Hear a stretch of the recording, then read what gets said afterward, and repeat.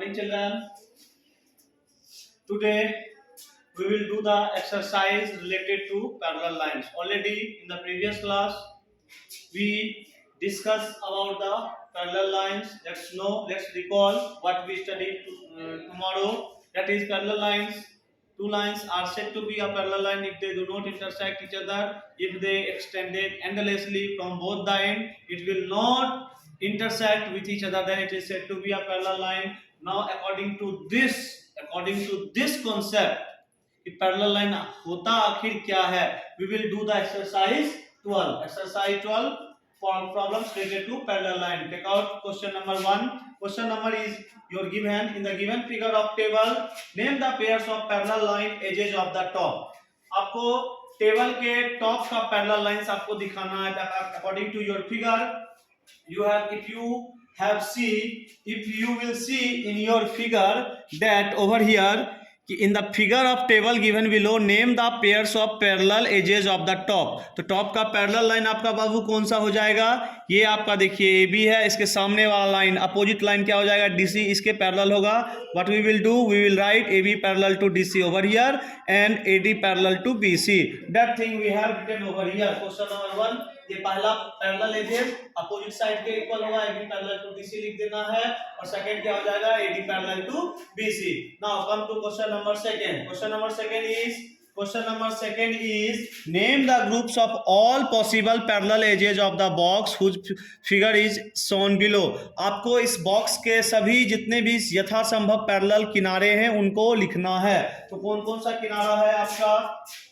तो आप देखोगे आप अपने फिगर में ए बी पैरेलल होगा एच ई के एंड एच ई पैरेलल होगा डीसी के एंड डीसी पैरेलल होगा जी एफ के.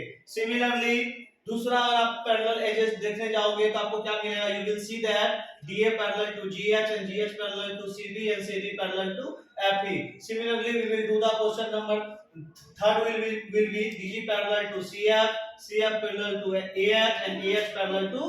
We will complete the question number second. Now come to question number third. Question number third is identify parallel line segment each of the figure given below. आपको parallel line segment को क्या करना है? Identify करना है. Similarly आप देख सकते हैं DE पैरेलल किसके होगा? BC के. इधर आपका क्या मिलेगा? AB पैरेलल DC हो जाएगा, AD पैरेलल BC हो जाएगा. इधर आपका AB पैरेलल CD हो जाएगा एंड AD पैरेलल BC हो जाएगा. In this section RQ parallel क्या हो जाएगा? LM हो जाएगा. That is we have written over here. Question number first, DE parallel हो गया आपका BC, AB parallel DC and DA parallel to CB and AD parallel to DC and AD parallel to BC in question number third. Now question number 4. In question number 4 इसमें क्या हो जाएगा आपका?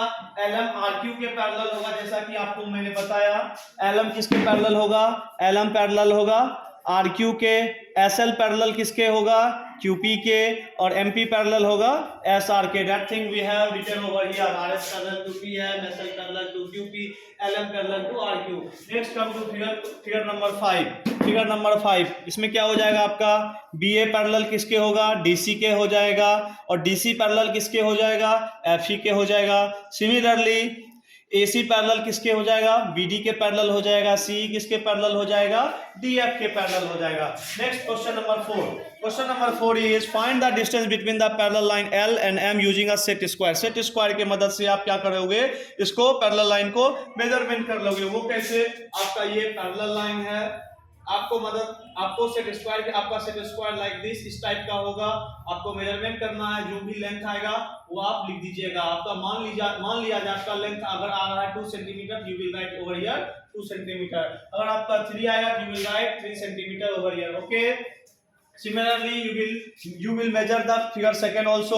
Now come to question number 5. In the figure L parallel to M, देखेंगे आप L मेरा M के parallel है. AB perpendicular to L. AB जो है L के ऊपर परपेंडिकुलर है एंड AB 2.3 सेंटीमीटर है.